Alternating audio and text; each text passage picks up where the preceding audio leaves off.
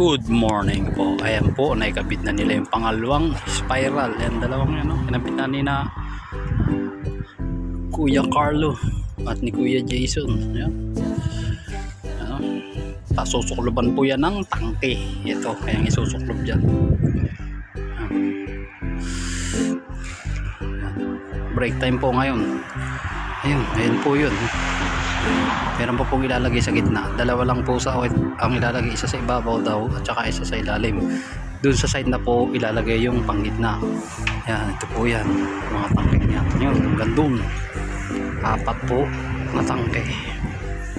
Hindi mapala. Ayun, napinturahan na po. Wala na. Ayun po ang trabaho ngayon. Yan yung isa. Yan yung nauna na tinira nung nakaraang araw. Yan po yan. Ngayon tinitira nila yung pangalawa. Yan po ang trabaho ngayon.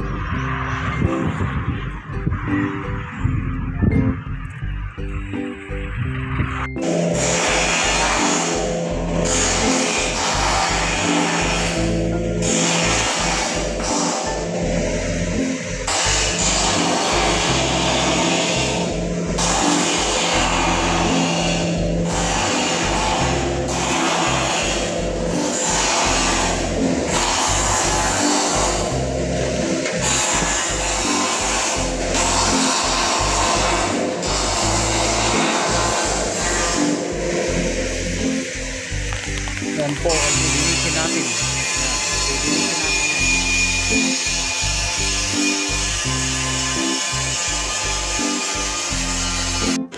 Hello po, nandito po ngayon ako, naglilinya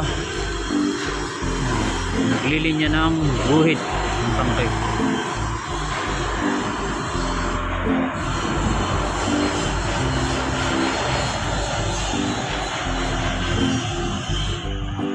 Para po preparasyon niya sa welding.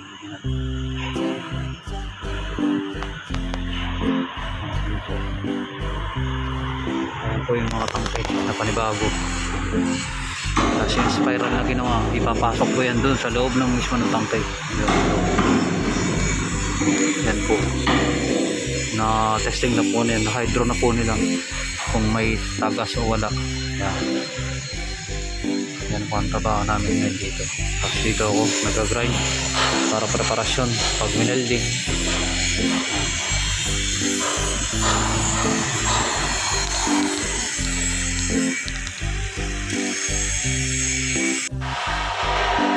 Yan, yung pong kinatay na mga bakal na yan, lahat ng pyesa na mga scrap.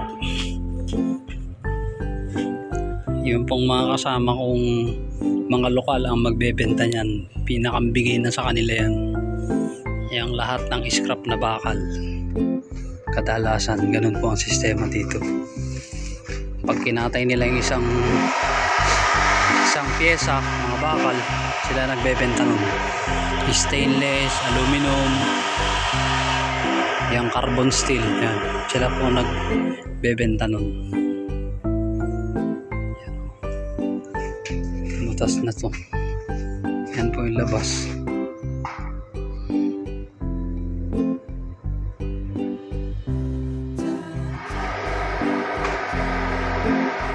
Yung pong taas na yan, yung may pipe rack na yan, kami po ang gumawa dati yan nakarang taon. Yung lugar na yan puro tangke din po yan.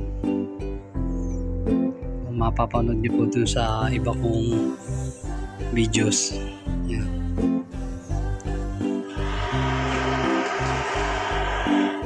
Break time po ngayon kaya nakapag video ako.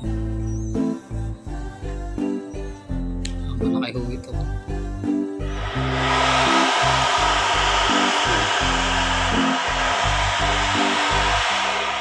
Good afternoon po mga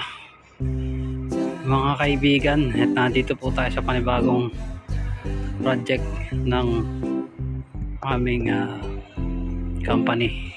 Yan, binutas po yung pader. Yan po ang tinatapon namin doon sa tambakan ng mga brake doon sa labas malapit sa train station. Yan, binaklas po yan, pader na yan, kasi yung nakikita nyo yung tanking yan, chinapchap po yan. Yan po yung brake, makakapal po itong brake na to, no? Ano po to, tumitimbang ng mga 1 kilo, mahigit ang 1 piraso niyan, more or less na 1 kilo. Solid siya, mabigat. Yan, wala po silang patigas. Tingnan nyo po yung kanilang pagkakagawa ng brake. Yan, malapad. Yan po yung pinakang ano nila, palitada. Ito yung brake. Yan ang pagkakasalansa ng kanilang brake. Ayan po yung loob. Sinachap-chap po yan kasi shutdown. Papalitan po daw ng bagong tangke. Mahaba po yung loob na yan. Pasukin po natin yung gas cap, cutting torch. Ito yung tangke, kita nyo siya, mahaba po siya. Pag kinakating nga po, amoy sunog na asukal lang, amoy na may kalawang.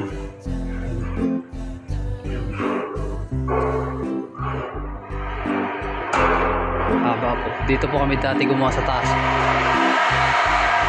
Medyo luma na po itong lugar na to. Siguro po i-operate nila ng panibago o papaguhin para magamit ulit. Mukhang ano ho eh. Pero waring gumagana naman po ito. Kaya siguro papalitan lang itong tangking to. Under maintenance kumbaga.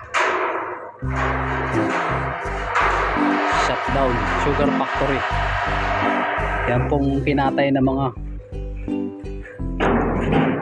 bakal na yan.